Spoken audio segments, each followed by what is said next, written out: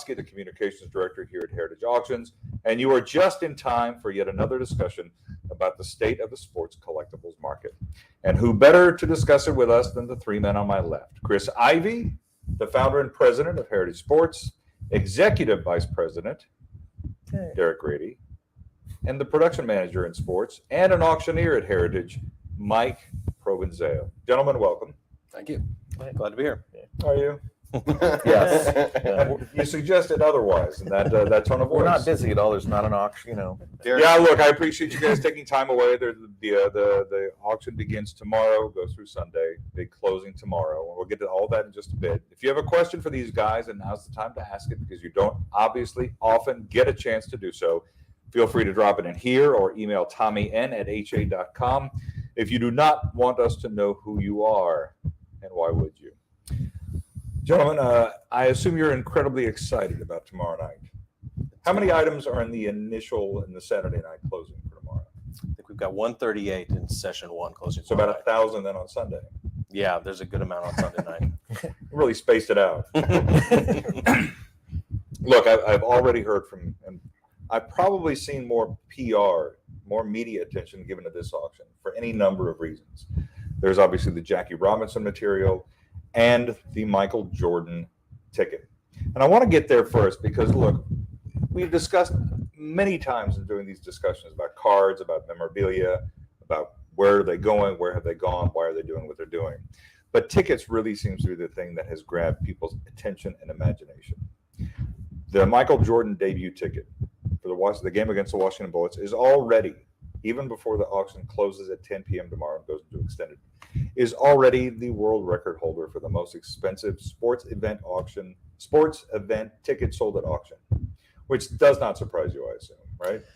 No, I mean, with Jordan being as popular as he is, and this being the only full ticket known to his debut, it brings together all the items that are sought after right now. It's unique. It's Jordan, and tickets are on fire, as we've talked about. So it's at 336. I see. It's up from when I last looked. Do you think that has to do with me picking it as an expert pick?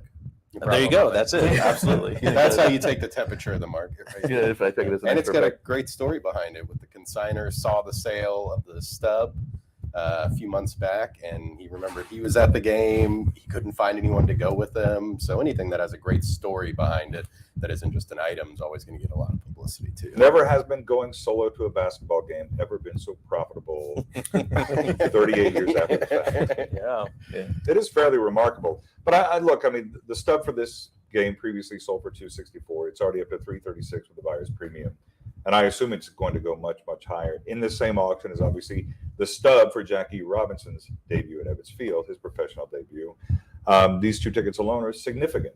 And I sort of wondered, in the Jordan case, is it because of the significance? It's the only known complete ticket. The Robinson, obviously, so much history tied up in that. These are things that let you into those moments of history. I assume that's what's making them so desirable to people. I mean, these items were at the event, right? So that's pretty cool to someone that used them, and they weren't meant to be kept. So most people just tossed them out as the event was over, and luckily some people kept them as souvenirs. But the Jackie Robinson debut ticket, this is one of only 7 that are known. Right. And I think that's part of what we're seeing with the growth and the prices realized is that once PSA started authenticating and grading these tickets, again, you can go to, it's just like photography, just like when they started doing bats, you start looking at those population reports and you understand as a collector, wow, there's only 2 or 3 of these items known or that have been authenticated at this point. So that's what we're seeing with the Jackie Robinson stub and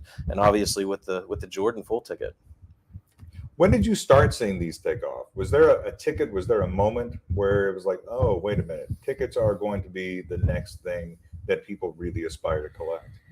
The next thing I knew they were collectible, and the way they label the tickets with the debut, or I just took in a Black Sox ticket where it says the fix is in. Okay. Very cool label, great display piece.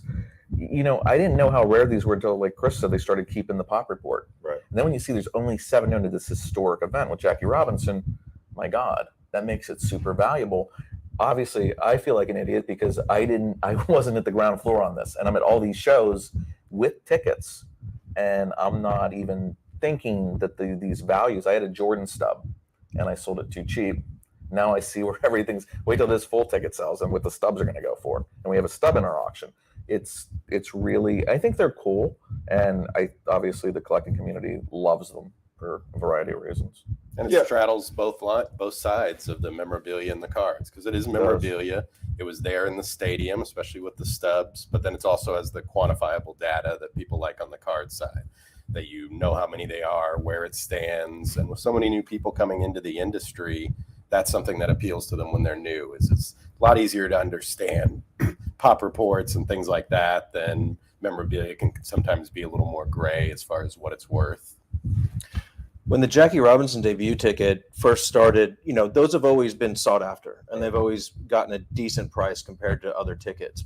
And then you had the Lou Gehrig speech ticket; those have always been popular. Called shot ticket of Babe Ruth. Called shot, absolutely. And so they've always been collectible, and there's always been some that are popular. But the first time that I saw a ticket price and was like, "Wow, these are really seem to be taking off," was the Wilt Chamberlain 100-point game.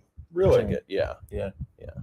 There are obviously some Holy Grail tickets out there as well, right? There are some that we don't think you'll ever see, that you've never seen, the Babe Ruth debut and things like that as well, right? Yeah, those would be difficult because I don't think at that time when Ruth debuted, I don't think they even had enough information that you'd be able to tell what game that was for. It was, I mean, the ones I've seen from that period, it just says, game 2 or, something. Just make have to authenticate. Yeah. And like with the Mantle debut, if it's not opening day, it's just some random game. Very unlikely that people held on to them. Why would you? So anything that was just in the middle of the season, they have a really low pop. To me, it's a crazy thing. I mean, how many concerts have we all gone to that we didn't save the tickets for, even though it was the best concert we ever saw? Right. My dad recently died. We went through his closet. There were game tickets for Dallas Eagles baseball games. I'm like, wait, baseball games? That would be rare. It's a football game, you mean? Baseball game. The Dallas Eagles were the minor league team here. Sorry. All right. I thought I got you making a mistake. Your only mistake you've ever made. Okay. The Dallas Eagles were the New York Giants farm club. Played at Burnett Field near in Oak Cliff, as a matter of fact. Okay. The New York Giants and the Cleveland Indians would meet there every year for a game on their way back from spring training. That's why Willie Mays played in Dallas once a year. So there. But I will say this. So my dad kept those tickets because he loved those memories. I mean, he was a very nostalgic man, but people just don't keep those things. Correct. And Mike, you talked about the fact that the story behind the Jordan ticket is what it's really gotten a lot of attention because that he kept it. He kept it in a manila folder in his basement. Didn't think he'd ever need it ever again. He saw the 264 sale and went, "Oh wait, I think I have a full ticket because I could find no one to go with me." Spurring many people to email that article or text it to their spouses or partners and say, "See, this is why I have those piles of junk in the garage."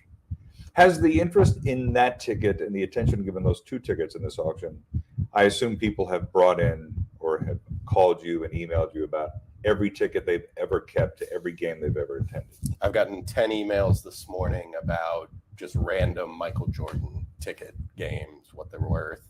None of them too spectacular, but Jordan playoff games, there's probably going to be some value to it there. And some about concerts, like you said. We have the 1977 Elvis's Last Performance ticket. It's a full ticket, the highest graded. I mean, that's just strange that somebody, didn't go to that show. It was at Market Square Arena, and then kept the ticket anyway after not going. So, when we've got a full ticket from a major event that they didn't know it was going to be a major event, he died 3 weeks later. Just strange that somebody would have it. So that adds to the rarity. I'm fascinated. The whole ticket thing fascinates me for any number of reasons, not least of which is that's one of the things we've all owned. Cards, everybody in here has collected cards, but everybody who's watching, everybody we know has had a ticket stub at some point. That's one of those rare things that sort of transcends the category, that transcends the collectible. It's also a good opportunity for treasure hunters out there. That's another thing, right? Yeah. I mean, you could go to, thrift stores or, old collectible shops. And I mean, again, this is a fairly new phenomenon, these values for these tickets. So there are certainly some Easter eggs hidden out there. Scrapbooks. People used to put them in scrapbooks or scrapbooks at flea markets, scrapbooks and used bookstores, you could find a ticket stub. Yeah. And I think that's part of the explosion. Like you said, people didn't keep them, but then now people can see the value in them, and it's something you can relate to. If you're a Gehrig fan, having his Luckiest Man or the Memorial Game speech, or if you're a Ruth fan, or even on the modern side, we have a Trae Young debut ticket, we have a Giannis debut ticket. If you like those players, it's another element that you can collect that's kind of unique. Tom Brady. We've got a ton of Tom Brady tickets, some of the finest in the hobby, that are going to be closing tomorrow night. There's a point here. Somebody says the Ohtani debut ticket computer on HA is up to $3,500. A different version, a season ticket version, went for $13,000 in an auction about a month ago. I have the season ticket version. Do you think the price will increase, or now is the time to sell? I mean, that's a perpetual question for a modern day player, right? Yeah. It depends how his career goes. Right. And if Ohtani stays on track for what he's been doing, which is absolutely incredible, then, the price will continue to go up. But then you've got the question, okay, do I strike while the iron's hot? So that's, Right. I wish I knew. Exactly. But that's the question you've been facing when it comes to modern cards as well. Is this Luka Doncic? Should I sell this? Should I hold on to it? Is it worth what it is now? That's always the great conundrum I assume you face when it comes to anything involving modern players, whether it's their memorabilia, their cards, or their tickets. Yeah, I'd say the modern market's a lot more speculative in Right. that regard. You're investing in a player's future. Exactly, and hoping that they continue along the track that they're on, and they don't, have any issues or injuries during their career. Right. There's always an element of risk with anybody that's still playing or still alive. I mean, look at Mickelson, what he's done in the past couple of weeks. Anyone who was holding on to Mickelson stuff didn't want to see him put his foot in his mouth there. Yeah. But, it's kind of an element of gambling, but we see gambling is creeping more into the sports market. It's going to be in stadiums. So it's something that appeals to people, is the risk reward, the excitement of it. So if they enjoy it, that's a good part of the hobby for them. It's also fun to feel like you have an investment in a player. Definitely. To watch them on the field or the Right, court. you're buying a piece of their future. Right, absolutely. Yeah, like you're a part of it. And so it keeps you more focused and tuned in to, maybe I wouldn't pay attention to Ohtani as much, but if I do own, some of his rookie cards, you've got more people paying attention. Right. Yeah. That's a very good point. It's interesting. We've talked about this a lot in the course of doing these conversations over the last couple of years about the investment attraction to this. And I think it's always key to remind people too that you don't buy to invest, right? You never tell people to buy to invest. You buy who you love. You buy that which you're interested in, not because you're buying a thing because you think, oh, well, those Jordan sneakers are going to be worth $5 million one day. I'll pay $1 million for them today. It's because you love them, you want them, and you appreciate them, right? And is that a difficult thing? The more prices escalate, to remind people of and to keep their emotions in check or to keep their pocketbooks in check and say, look, buy that thing because it's great. It's one of a kind. It's incredibly important. But don't buy it because you think it's going to be worth 10 times more 10 years from now. Well, I think that line's blurring more than ever. Is it? And that's the difference between a collector. A collector buys things because it brings them joy and they enjoy it and it's part of their collection. Right. And what we've been seeing is a lot of investors getting involved in this market. So as the prices go up, I think people do look at it as more of an investment purchase. If you're going to put significant money into an item, then you view it as an alternative asset. Right. This is money that could be put into real estate or put into Wall Street. But I enjoy sports collectibles, or it could be art or wine or any number of different collectibles. But obviously we're focusing on sports here. And so once that money does start going up, I think more people, and possibly former collectors, maybe there's obviously still collectors, but looking at it with a little bit more of an investment eye. Is that something that's difficult for you guys to get your heads around? Because it's a different approach. It's certainly not why you got into this. I collect based on, first of all, you use expendable income and you buy people you like or things I've wanted. I never bought for the sake of investment. So with my game worn jerseys or cards I have or autographs I have, no tickets, as we talked about. But I look at it as, and even though prices have escalated, it's hard for me to sell anything because I love it too much. With a Mays or Aaron or Clemente, I would feel naked without one of those jerseys because they're in your collection. That being said, I guess if the numbers got too stupid, I probably would sell. But I don't, and to say can I forecast where something is going to go? Sure. If I could do that, I wouldn't work here. Even though I like working here, I would not work here. I would Sure. be a multi-millionaire just going out and buying stuff, holding it and selling it. I get, when I'm working with certain bidders and I see something 5 times the estimate, I'm like, you're on your own. Like, I cannot tell you that this is, because the last thing you want is somebody coming back to you saying, well, you told me to buy this and now it went down. I want them to be, I can describe the cards as a grader. This card is one of the nicest examples for this 9 I've ever seen. And it's worth paying more than our estimate. However, when it's 5 times the estimate, like, okay, you're on, I've described the card, now you're on your own. So Has the fractional sale of cards and memorabilia, people are buying this card to then resell it, a piece of it. That's what I mean. There are many services that are offering that these days. Has that dramatically impacted the price and the interest in?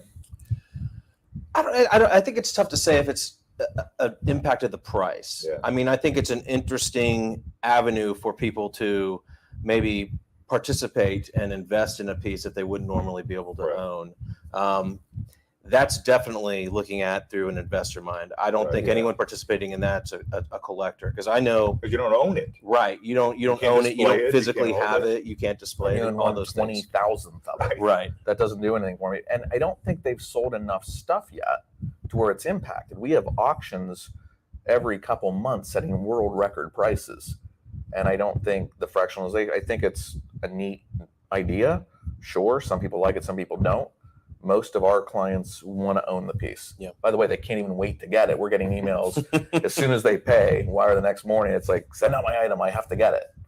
But that fractional market is doing a good job, I think, of bringing new big money people in that, if they want to do it baby steps, dip their feet in, it's a little more one-to-one to the traditional investing like Wall Street, where, you're not taking complete ownership and complete risk of an item.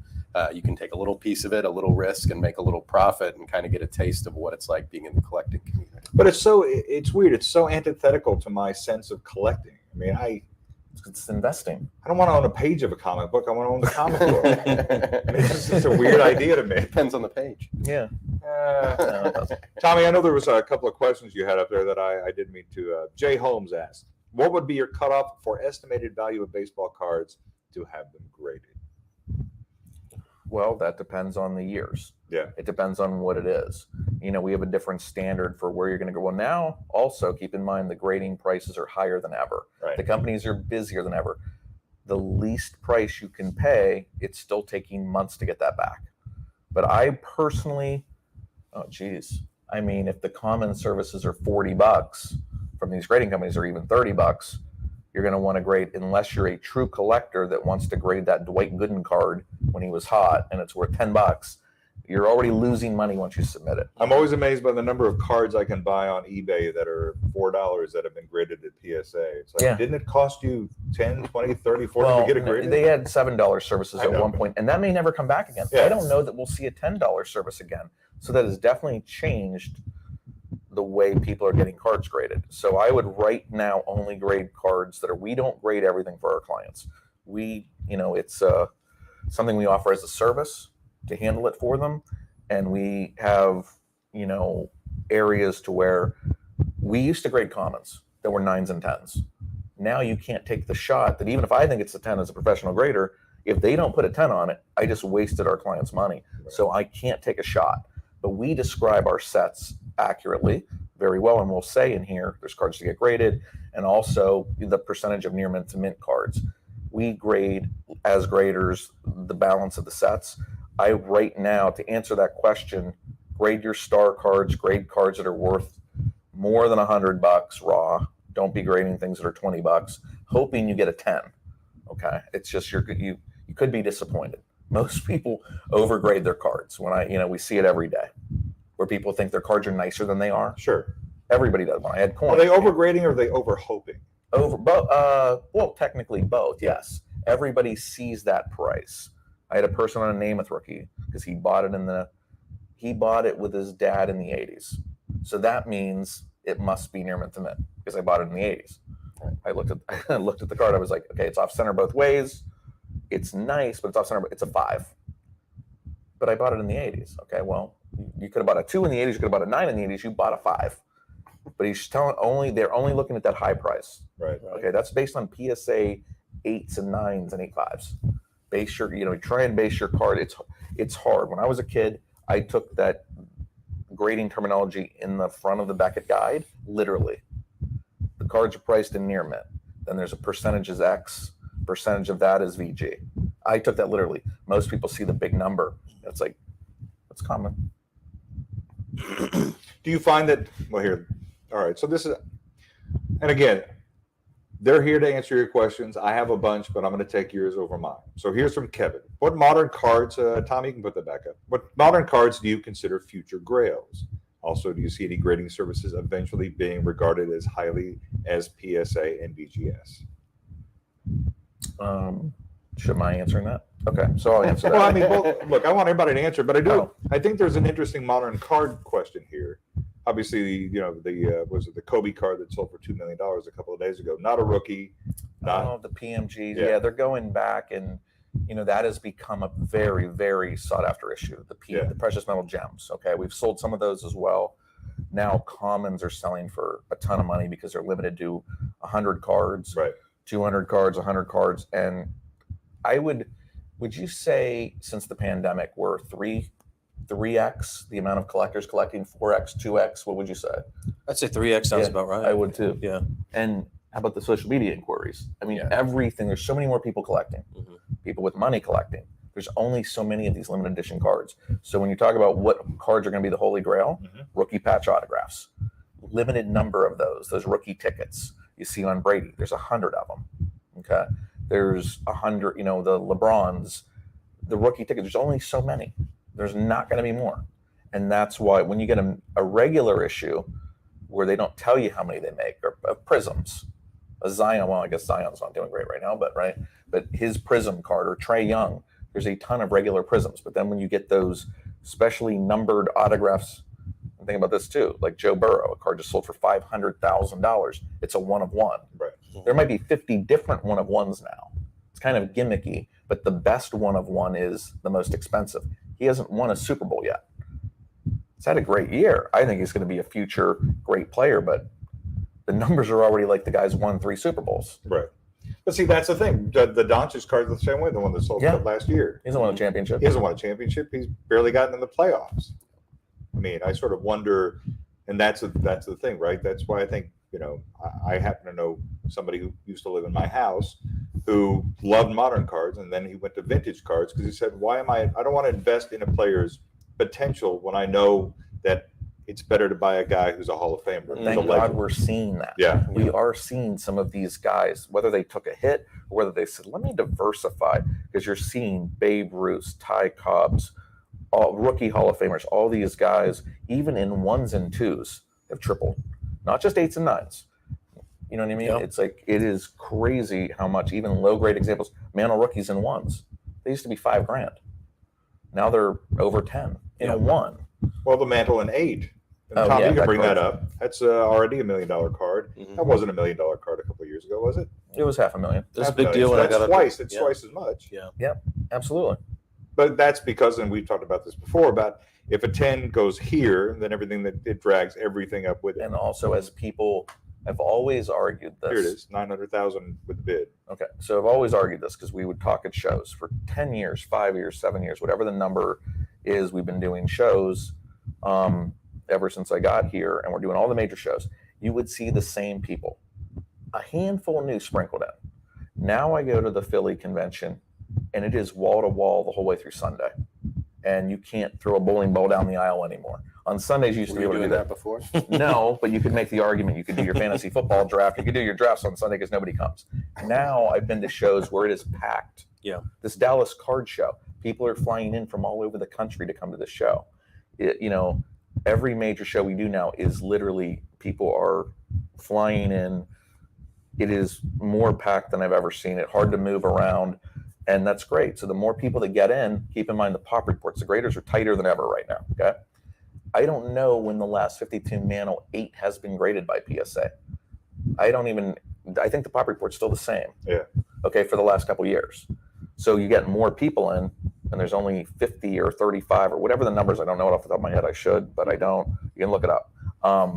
Either way, there's that many more people in, that's going to drive the price up. And a lot of people get in looking for the modern contemporary stuff, and that's what draws them in. And then and I think this is a natural evolution for a lot of collectors as you get in with the modern stuff, especially young kids, and those are the athletes they're watching.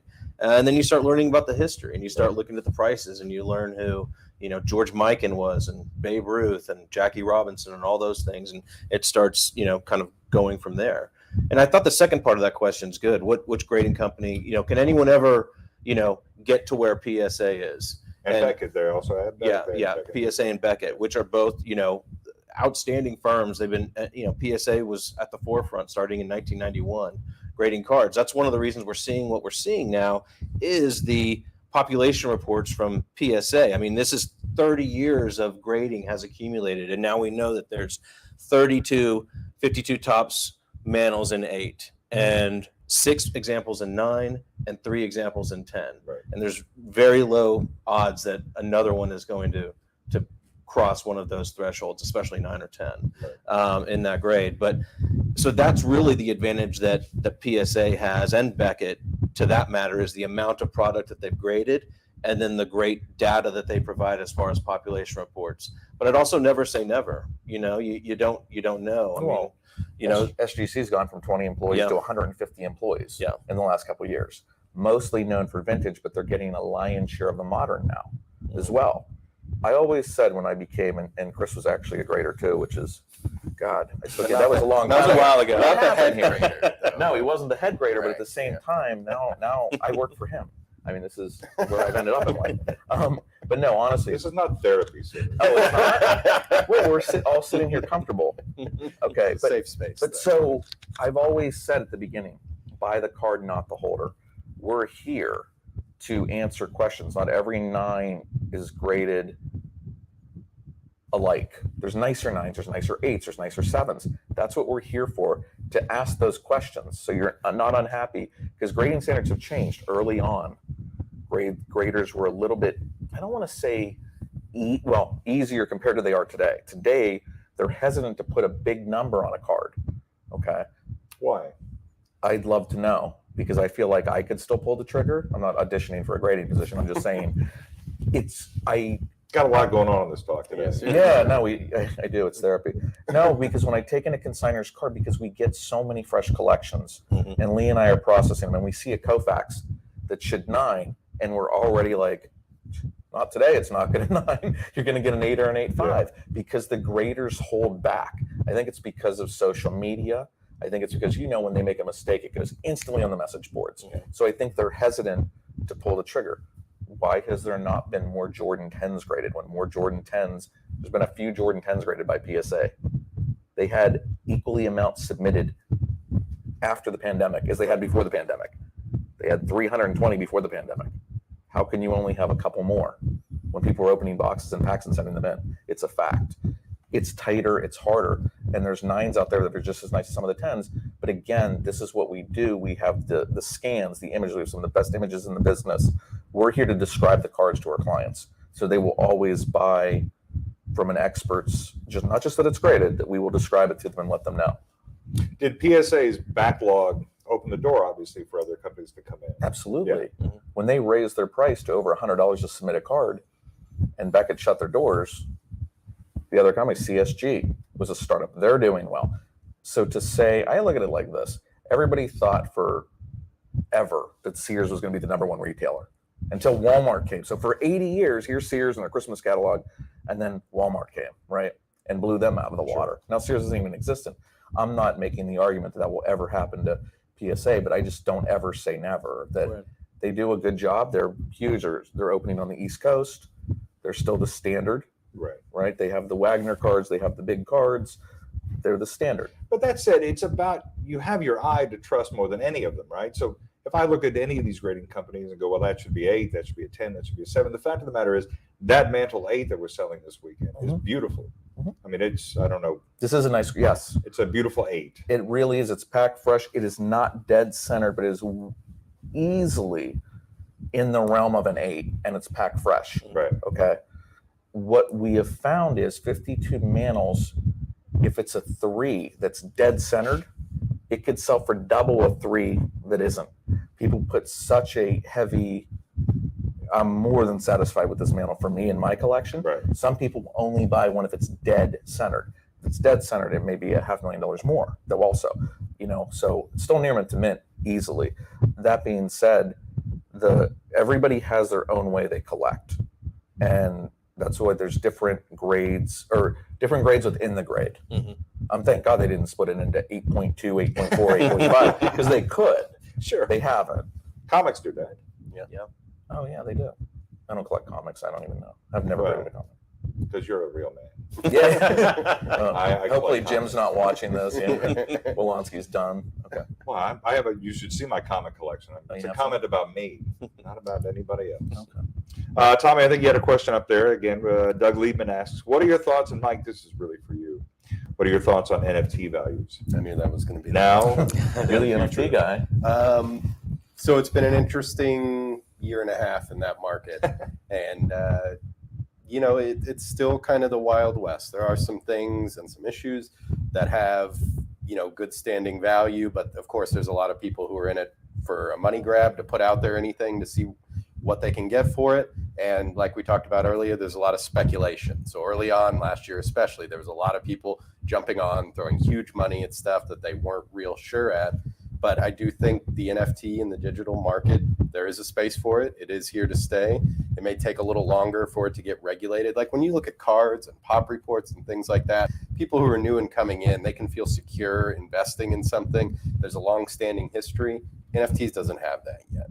Right. And eventually it's going to get there. But, a good advice there as well is collect what you love. If you look at it as digital art and you're an art collector and you just want it on the new modern side, go along those lines. If you think it's cool, if it's interesting, whether it's Top Shot or whatever, collect the players you're interested in, things you think might have potential.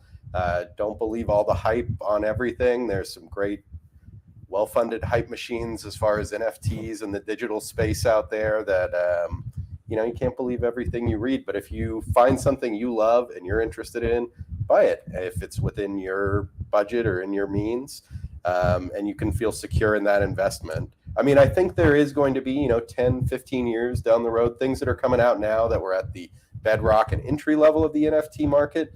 There are things that people don't think are valuable now that could have a lot of value down the road. And, the big thing is this generation right now, like my daughter's 12, she's never held a real photo in her hands. Everything's on her phone. Mm-hmm. So to that generation and the generation just above, having your entire collection on your phone isn't strange at all. For people that are as old as us, it may be hard to wrap your head around, but there is a future in that, but to be determined on what's the solid investment. There isn't a 52 mantle yet in the There's not digital an space, in my opinion. there is a Topps 52 mantle. that, There is offer. a actual one, but as far as something that you say a Babe Ruth autograph or a 52 Topps mantle or a Honus Wagner, that doesn't exist yet, and that's It's a gonna weird take thing to me, time. though, right? That Topps is selling that 52 mantle. The one of, the Is it a 101? Is it a 101? Yeah, it's a 101. So they created it and they're okay. But on I the would other say hand- that's a good thing. Very limited, just like with the modern cards. Right. If somebody's putting out 10,000 of something, you can anticipate there's not going to be a lot of value in it down the road. Right. But one of ones, tens, very limited releases, those are good things. I've got a lot of Top Shots I'd like to offload real quick. So if you're interested, robertw@ha.com. $10. They're all yours. Joel wants to know how, if at all, does the auction and consignment industry change in the near or long term with Fanatics entering the card market? That's an interesting one. Yeah. Fanatics is going to go into manufacturing. They recently purchased Topps. It looks like they may be trying to get into grading as well, and grade the product as it's created. It seems only slightly problematic. Well, they're still creating new products Right. that's going to go out into the secondary market. So we really function on the material that's already in the secondary market, and there's more of that. We get thousands of inquiries every day for pricing and for potential consignment. So I don't think that Fanatics coming into the game is going to really have an effect on what we do as far as consignments and what we do is with our expertise here at Right. Heritage. It's definitely going to be interesting to see how that plays out for the manufacturers and what goes on going forward there. But it's an interesting play that they made. It's getting all that licensing locked down, and I am glad to see that they have worked out a deal to buy Topps, because it would have been a shame to see that brand go away after 70 years plus. I could not imagine when that was initially announced that was going to happen. It was staggering to me. Yeah, Mm-hmm. it would have been. I mean, to have to start over and start fresh. I mean, it would have been interesting. But again, I think I and most collectors that have been in this hobby a long time are glad to see the Topps name continuing on. Absolutely. I think what Ruben's been doing, I think the CEO of Fanatics, he wants to bring this to more people. If you now have trading cards in every stadium and stadium store, I mean, he is going to bring more people into this business. This is good for everybody, in my opinion, that he's with, the certified autographs and the players they have under contract.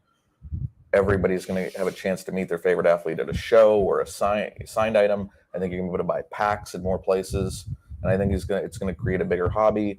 So if you collect in the hobby, it should lead to more people, which leads to better prices. Yep. There's going to be huge in anticipation for their first release. That's Oh, going to yeah. be a big event that everybody's going to be excited about. I think, like you said, there'll maybe a lot of people that say, I've never collected or haven't collected in 30 years, but here's a milestone marker. I could jump right in. Right. And they're going to make it easy for people to get it. You know, it's interesting. Last year around this time, we were talking about the fact that Target had pulled all their cards. There was rioting in parking lots, and they've come back, to Targets. You can go to any Target now and buy, Chronicles or Topps or whatever you want. And it's interesting to me because I sort of wonder what that was a reflection of, because certainly you haven't seen it impact the values at auctions. People are still in the industry, in the hobby, and they're certainly participating. But for a while, kids had no entry point into this hobby. Now they've got that back in. And I sort of wondered, when we saw that last year, that big furor over the new cards, I wonder how that impacted, or if that had any impact on what you guys were doing. I didn't see any Yeah. direct impact from it. It was a shame that it got to a point where Target made that decision to pull the Right. cards off their racks. But you can go a lot of directions with that. What's that a reflection Zion of? Williamson craze. I think it was a craze over the hot rookie, and the stuff during the pandemic was so hot, Right. and everybody was trying to get it. People were driving to state to state to state. Just that was their job. I'm going to hit every Target. I'm going to hit every. Right. so Then many you would people go doing to it. hobby stores, and they'd have all the stuff that had been in a Target, and they'd have it Oh, 3 yeah. or 4 times the price. Yes. I mean, it was insane. It was for a while. way too easy for people to make money. People Right. were going into Target, buying the box. So people were doing it. They don't even collect cards. They saw that I can go into Target, just buy up everything, and put it on eBay and get triple, quadruple, 5 times. That's what was happening. Like with and I think it was like they were really pushing the Zion Williamson rookie at the time. Trying to think what other cards were really hot that were just new during the pandemic. I think the pandemic was a factor. Oh, in sure. that. A lot of people Yeah. losing their jobs, having hard times. Here was something that you could jump into something you love, sports. And I think that's where that fervor, that resulted in violence and the whole reason they had to shut down it was a crazy time. And, that was a very visceral example of, on our side of it in the collecting industry, of how desperate and excited people can get.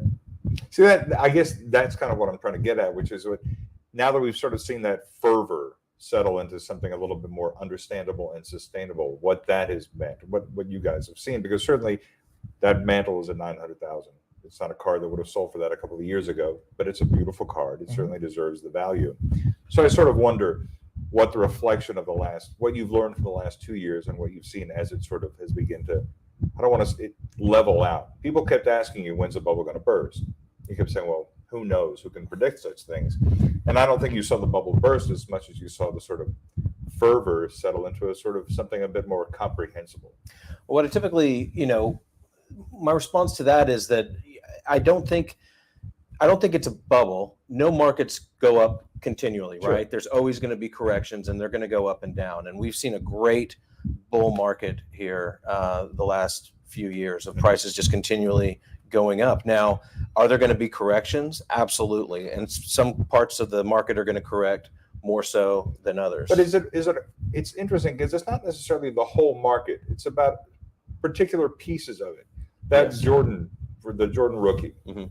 700,000 at one point, sort of settled into something a bit more, about half that over the last 6 months or so. Because and even diehard collectors were saying, "Wait a minute, I paid 30 for mine. Mhm. Right, It's out.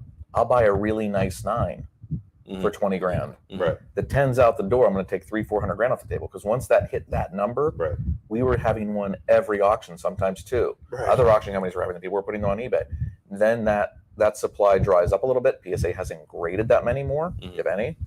So then it slows down a little bit. And with an iconic card and the Grail pieces, 52 Mano 8s, I don't see that bubble. There's no bubble there Right. because there's only so many of them. It's the Wagner card for my generation because I could never get a Wagner. Okay, I never thought of that. The people before me wanted a Wagner.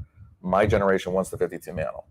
An 8 is a Grail piece on a And 52 it's Mano. the ultimate free market. It Right. can't be manipulated. There's only so many of these items and there's so many bidders. What I'm seeing is the fundamentals are very strong. Right. The number of new bidders that we're seeing participate in every auction and bring money to the table and jump into this hobby industry and treating it as collectors, but also, as we touched on, invest with an investment angle as well for alternative assets.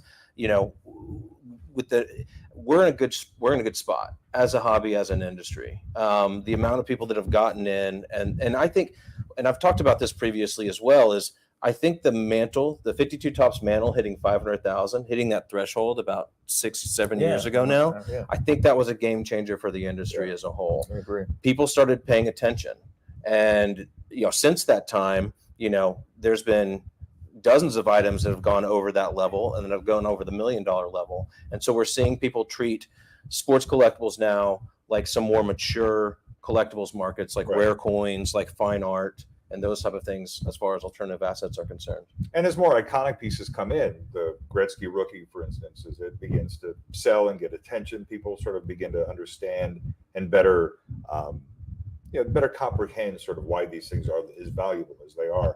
And to that point, I want to get, before we wrap up, we've got about 18 minutes or so, so make sure you ask the questions because that's why they're here. I am fascinated by the Jackie Robinson stuff. We talked about the Ebbsfield debut, but the questionnaire, which is now $1.4 million, I believe, with bidding, certainly it's going to go for a significant amount. It already is. We've seen a lot of interest from Robinson historians, from collectors. This has been written about in many books. We talk about these Grail pieces. We talk about, it's one thing to talk about a card. There's only X amount. I remember about 2 years ago, we talked about when is memorabilia going to catch up to cards? Yeah. It certainly seems like that has been the case over the last 6-8 months. Am I correct in reading that? Oh, 100%. Yeah. Yes. Bats are, that's why I've always liked memorabilia. It's a true piece of the game. Mhm. And I never understood that a card could get to be worth more than the game worn jersey that's on a player's back or the bat he used. And I've always thought memorabilia in long term I thought it was always better. I don't know whether it's better. It's what you collect. It's what you like. Sure. But I've always gone for the piece of the game, which is memorabilia. But they're 100% bats, jerseys, tickets, photos. Memorabilia is on the rise. And there's only, there's a pop report on bats, but they don't have one on jerseys. But there's just not a lot. This Mantle jersey we have, photo match to him, it's his last home run jersey? Maybe his last penultimate jersey home wore. run in his last game. Find another. Well, you can't because it's the only one. But Mantle jersey, again, all original, rated a 10, photo matched. These are Autographed. to his best friend. Right. These are iconic pieces that, even I don't know when we never know when we get excited when a Mantle jersey comes in. Oh yeah. When a Garrick jersey, when a DiMaggio, any of these Or these Jordans behind you. Jordan shoes that are photo, Jordan jersey that's photo match. I don't know how many are out there. If there was a pop report, it would not be a lot for all the collectors that want one. Okay. Cards are easy. You can go on VCP and see what the last one sold for. Memorabilia, why was it graded at a 9? Why is that an 8? Because they're, all original being the key. Blue chip investment. As much as we don't want to tell you what to invest in, when you're buying all original, it's hard to go wrong. And photo matching has certainly And- made a big difference. It's yeah. a real game changer, right? Game changer. Yeah, I mean, cards are a natural beginning for a lot of people that are getting into collecting, and there's more card collectors than there are memorabilia collectors. But I think that gap is widening. I think card collectors, a lot of times as they, kind of mature in the market and kind of start looking at more memorabilia, I think it's intriguing and interesting to them. And now is more so than ever. You can feel comfortable. You used to 15, 20, 25 years ago, it was difficult going to buy memorabilia because authentication was difficult. I mean, you had to invest a lot of time to make sure that you understood that market and that you were not going to lose money by making a bad purchase. But now, as it's more mainstream and there's third-party authentication firms that are vetting the bats, and we're doing our work to get everything authenticated and vetted, and we stand behind everything we sell. So that allows people to come in without having to spend the time to really learn the ins and outs of that market. But they trust the third-party authentication, and they trust us that the material that we're selling is everything as it is. And so that's when you really start seeing these prices shoot up that we've seen over the last few years.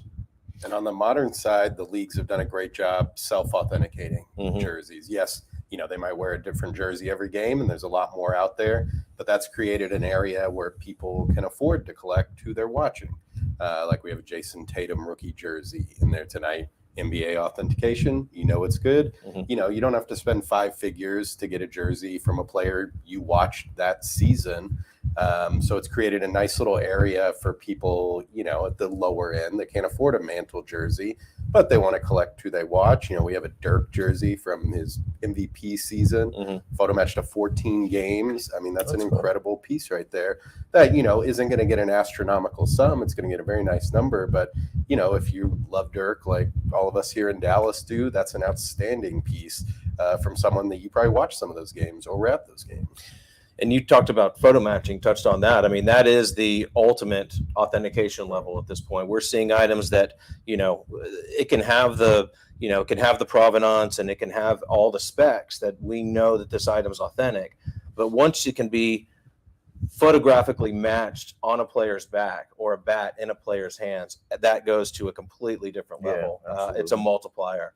Well, the Mantle jersey is a good example of that, right? We've sold it twice, Mhm. and each time it was because it was the 535th home run jersey. Mhm. Now it comes back because photo matching showed, this is also the one he wore in his final game as a New York Yankee. That makes it that's a game changer. Absolutely. I mean, that hits that's what collectors love. They love debuts. They love endings and the ultimate ending, and that's Mantle. And they didn't know at the time it was going to be his last game. He came back in '69 for spring training and then announced his retirement after spring training in '69. So at the time, it was just, he thought it was going to be his, one of his last, 68 jerseys worn. And it turns out, what is that, 42 years later, we figured out that it was indeed the last jersey he ever wore through photo matching technology. And those shoes behind us, talk a little bit about what makes how we figured out that those were, in fact, the shoes Jordan wore when he came back from his busted ankle. Well, these are pretty amazing. They're the only Air Jordan 1s that are actually photo matched on Michael Jordan's feet during game action. Right. And we know that for several reasons. First of all, these in 1986, he came back from an injury. He had a broken bone in his foot. So these are one of the sneakers that were Nike created specifically for him after his injury. They've got a thicker midsole to help him with his injury. And we know that he wore these on April 1st, 1986 against the Milwaukee Bucks through photo matching. The right sneaker is missing an eyelet for one of the shoelaces, the third one down. The left sneaker has a scuff on it, a little white scuff. So through those two, unique aspects of these sneakers, they were able to focus down and determine that, yes, these are the exact sneakers he was wearing in Milwaukee on that in 1986. And as the only known photo matched Jordan sneakers, I just think they're incredible. Yeah. People are actually, Tommy's showing folks the photo matching documentation. I assume that is going to be sort of the thing people are going to expect, if not demand, going forward when it comes to their shoes and their jerseys and the bats they buy. I mean, certainly going forward from now, because there's enough digital photography and digital imaging and video to be able to do that with any jersey that someo's wearing now. going backwards, Sure. that's why you're seeing those price differences, because I mean a lot of games weren't imaged, you know, a lot of at bats, a lot of you know, most of it in fact Yeah. Especially wasn't- non-Yankees. right. stuff. Right. Non-Jordans. Right. Yeah, Right. yeah, exactly. But with the photo matching, any layman can look at it. You don't have to know anything about the history of jersey collecting or sneakers to say, yeah, that is the photo of that jersey. This matches up. You know, with autograph authentication, you know, you have to have expertise to be able to figure that out on your own. And, you know, we lean on the third-party experts, and we have them in office, and picking their brains is incredible. But it takes a lifetime to figure out what they do. With this, you could sign on to ha.com, look at the images, and say that's the item from that photo. Yeah. Which is, you know, how Amelia Earhart's cap is also in this. That's upcoming unbelievable, that photo matching. Yeah. Huge piece of American history there. And that's the first non-sports item we've photo matched. Yeah. And I mean, it's a direct match to the ribbing on the outside of that helmet. You know, that opens the door to a lot of things in our other venues, our other 45 venues that could take a look at doing that for some of their Entertainment. historical items, entertainment, concert-worn things. Mm-hmm. You know what? It occurs to me that I can't see over my computer, so I don't know what else you brought here. Is there anything else that you wanted Gold to- medal. Yeah, talk about that gold medal a little bit, Mike. Yeah, so this is from the 1960 Olympics. You can here. Let me. Yeah. Tommy, you can pull this up. This on is the kind of the screen. first Miracle on Ice. Right, 20 years before the Miracle on This Ice, thing here. the U.S. team wasn't supposed to qualify for the medal rounds. They did, and they took down the heavily favored Canadians, who were the powerhouse at the time. That's the first medal U.S. Olympics had won. All right, my camera's not on. You just have to take pull it our up word on the, for it. pull it up on the screen. But that one was awarded to Jack McCartan, who was the goalie, and he was voted the most outstanding goalie at those Olympic Games in Squaw Valley. We've also got both uniforms he wore there. There it is. I mean, we get to see a fair amount of Olympic gold medals at Heritage. We're very blessed in that regard. But this is one of the coolest ones. You know, we sold a Ruzioni's collection, but not his medal. He said, you'll pry that from my cold, dead hands. We have sold a few of those Miracle on Ice gold medals, but this was 20 years prior and kind of a similar story. You know, we didn't have the animosity with Canada, but Canada was the powerhouse, and it was a huge upset. So another piece of American history right there. Are there any pieces? You know, I love the collections, right? So we whether it was Willie McCovey, there certainly are collections that we've had that we're going to have going forward. What's the next big collection we have coming? Ronnie Lott. Yeah. Yeah. We got Ronnie Lott's collection coming up in our May auction. That's some very cool stuff. Our operations department has been going through it. It's got some awards, some garments. And his death stare is real. I saw it. If you, because I had a day to take the items out of there. Yeah. I was like, well, it might move into the next state. I was like, okay, it's going to be today. It is going to be today, Ronnie. I promise you. Is that the big thrill for you? Not meeting these guys, taking care of their stuff, because certainly that's a big obligation. That's an enormous responsibility that you guys have, because we do that quite frequently. Jack Youngblood. There have been any number of folks. Al Kaline. Al Kaline, Kaline recently, Mhm. certainly with And his there's family. two sides to it. Like with Ronnie Lott, there's the pressure of he's still alive. He's looking at the results. He's trusting us. Right. And then like with K-Line, that was his family, you know, and that's a different level too, that it's somebody they loved and respected. They have all these items that he kept and treasured. And then we're put in charge of making sure they're presented correctly. So we take that very seriously. I think the thrill for me is like when I was with Brooks Robinson at his house. Now you're And- just name dropping. Well, I mean, it's a player collection we took in, but thank you. They have they know what's worth money. Here's Right. my awards. Here's my rings. Okay. That's obviously anybody could tell you that's worth the money. But then when I said, let me in your closet, in your basement, and I'm pulling, oh, here's his birth certificate. Do you want this? No, you can sell it. Here's this. Here's his mother's scrapbook. In the K-Line His personal collection, rookie card. his personal rookie Yeah. card. Yeah. In the K-Line collection, remember how we were looking at the numbers going, oh my God. I mean, things that we estimated at 500 going for 2,500 Mhm. that they did not know until you let the experts in your house and say, I know as a collector, Right. I know this collector's going to want this and want this. We don't hit on everything, but I mean, when the estimates are 600,000 or 700,000 and the collection goes for 1.5 million, we did something right, you know, but it's finding the other treasures that the player collected or was awarded that the family had no idea was worth good money. A book that might have been signed to them by, another Hall of Famer, or, Absolutely. some ephemera, their contract with Topps. Now to they're make- ticket stubs. Right. Yeah, Now there you I'm going go. to have to look at all their ticket stubs to see here's a $3,000 Like, ticket. We've got the Lou Brock collection. We've had it in a couple sales. And, Mhm. we've got, I saw the other day, a lot of his ties. And of course, they're all baseball related ties. Yeah.